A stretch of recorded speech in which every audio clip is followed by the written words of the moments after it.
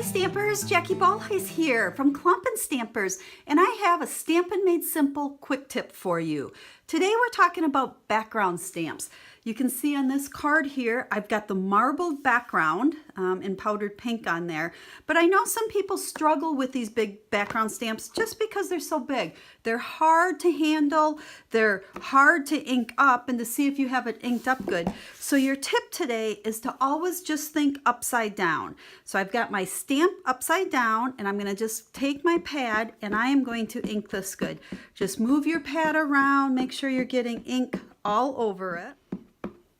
Then we're going to leave it upside down, take the piece of cardstock that you want to use, lay it on top of it. Now be careful to not move it. I kind of keep my fingers there as I go ahead and I grab my grid paper and I roll it up like so, and now I rub. And I just kind of usually keep one hand pretty, stable. We don't want that paper sliding around. Get out to the edges, the sides, the corners, and then when you're done, just pop it off. And look at that beautiful image I got.